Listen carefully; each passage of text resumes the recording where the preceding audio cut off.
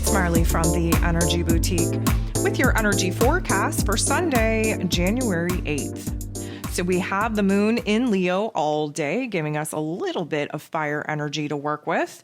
Puts a little bit of a pep in our step, makes this a little bit more excitable, even a little bit more dramatic, especially when it comes to expressing ourselves. But it also puts us in a prime position to be bold and brave and courageous, to actually boss up from some of the emotions that got illuminated under the full moon in Cancer, in order for us to cut the cord with the past and prepare for ourselves to actually move on. So we definitely have that as a plus, helping us out with the energies here today. There are 7 different aspects. 6 of them involve the moon. So the moon is going to trine Jupiter right out of the gate, which is some fire on fire energy. Of course, we have Jupiter, the planet of growth, expansion, beliefs, blessings, abundance, in Aries energy, a fire sign, the very first fire sign of the zodiac, which means that we are rearing to go. We want to put ourselves out there. We want to redefine who it is that we are. We want to create new opportunities. We want to push our boundaries on what it is that we're able to create for ourselves. The moon in Leo is very excited to tap into that energy, really hyping us up on figuring out what it is that we're passionate about, where it is that we want to put ourselves out there, where it is that we want to kind of gain the spotlight in our lives, so to speak.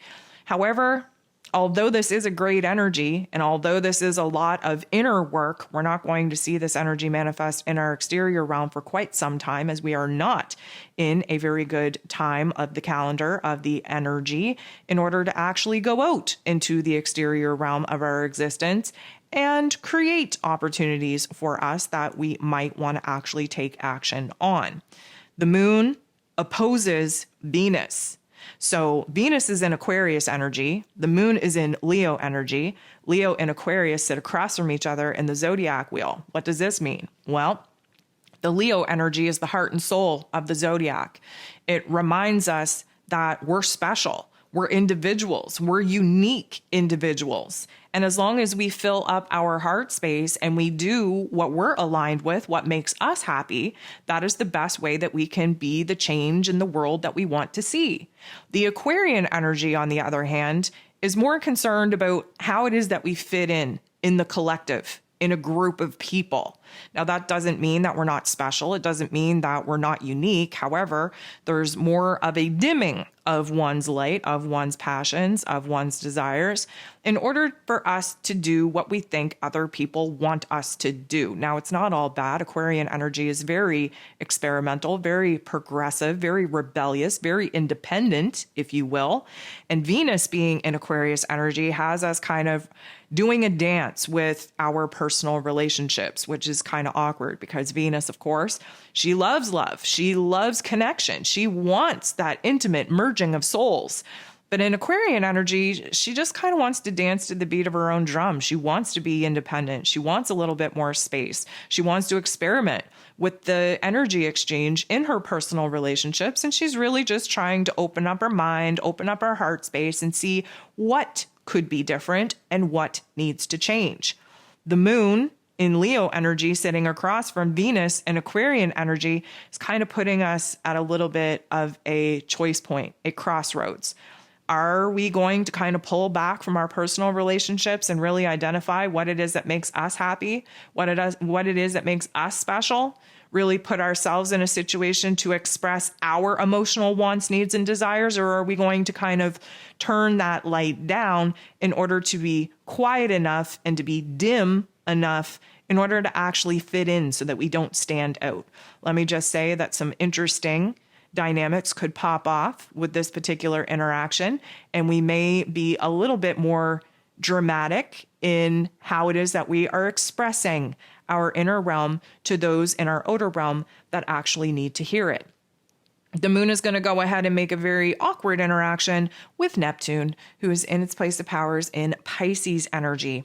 A lot of this awkwardness is coming from the fact that there is this want, need, and desire to act on impulse, to take action, to put ourselves out there, to be expressive, while the Neptune and Pisces energy wants us just to keep all of this to ourselves, keep it in our inner realm for right now. Really work on visualizing what it is that we want to say, what it is we want to express, how we want that situation to go, instead of actually taking action on it. But this also puts us in an interesting dynamic because we're really starting to kind of reignite the inner flame, the spark, if you will, on our passions, on our desires that we will see come full circle once Mars goes direct later this week. If you haven't listened to the Ascension forecast for this week, you probably should. The interesting dynamic is that the moon in Leo is really helping us to get in touch with what it is that our heart is asking us to do. And the Neptune energy, being in Pisces energy, is highly sensitive, super intuitive, but instead of wanting to express ourselves and put everything out in the open, we're kind of closed up. We want to keep our inner realm safe and secure and protected until we can actually do something with it and bring to life some of the visions, some of the dreams that we've been trying to kind of conjure up within ourselves. The moon goes ahead, sextiles Mars, which is an amazing type of energy. Mars, of course, preparing to go direct later on this week, but is still very much retrograde in this Gemini energy. What I would hope we are all going to see is a little bit more pep in our step, a little bit more aggressiveness in identifying what it is that makes us happy, what it is that makes us excited, what it is that we're passionate about, where it is that we want to take action out in our lives, the choices that we've been torn between, the decisions, the paths that we've been kind of, split in two about. They should be coming a little bit more clear on where it is that we are going to pour our time, energy, and attention into, especially once Mars goes direct. So having the moon kind of sextile Mars right now is super good for creativity, super good for identifying new ideas, new projects, new goals that, really do get our inner flames kind of torched up and lit up in all the best ways. But it's inspiring. It's motivating. We're determined. We have the boldness, the bravery, the courage coming from the moon in Leo in order for us to build ourselves up to the point where we're not going to let some of the old thoughts, the old narratives, the old challenges and obstacles and blockages actually prevent us from doing what it is that we know we're being called to do at this particular point in time.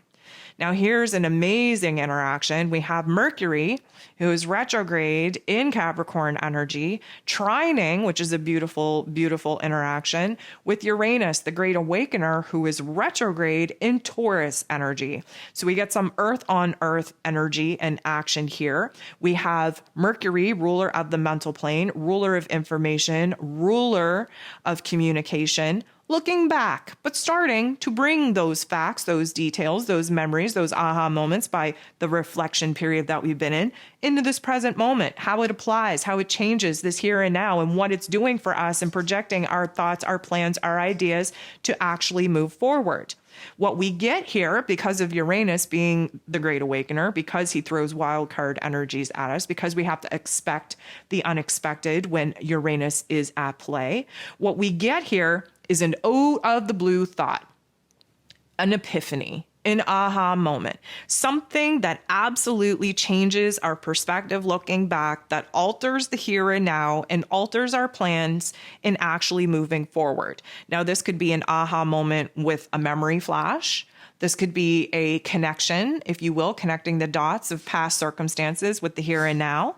This could be a beautiful idea, a beautiful goal, a beautiful dream. Somehow, the higher realms of our intellect, the lower realms of our intellect, they are on the same page. And because this is an earth energy, we are able to actually root it in, to anchor it into our here and now. We are actually able to materialize it. We're actually able to bring it to life. So this is going to be a shift in our mental plane, which means that there's going to be a shift following in our emotions, which means that there's going to be a realignment of our heart and head, which means that we are preparing to engage the physical body, and we will be engaging the physical body to go ahead to take action, to make moves out in the external realm later this week when Mars goes direct.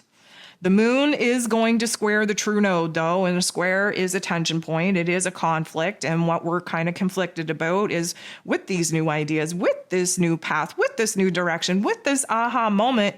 What does this mean for us moving forward? The true node wants us to be on the right path to move forward. And right now, we're kind of questioning some of the revelations that we just had and what this means for us, how it changes our plans, how it changes our emotions, how it changes our thoughts. And although we're not going to feel super good in questioning the path forward in this present moment, it's not going to last very long because the moon goes ahead and trines, which is a beautiful energy, with Chiron, the wounded healer, who is in a direct position now, has been since December 23rd, and is in Aries energy. So this, again, is some fire on fire action. What do we know about fire? Well, first of all, fire helps us burn the bridge, burn the cords from the past that are essentially preventing us from moving forward. Fire is an initiator, and it starts with a new spark, a new flame, a new passion, a new excitement. Fire is action. And the action that we're taking is in the inner realm at the moment, because of course the moon is our heart space. It is our emotional realm. Chiron is the wisdom, the knowledge that we have accumulated in past lives and in this present one on how it is that we're going to heal certain aspects of ourselves.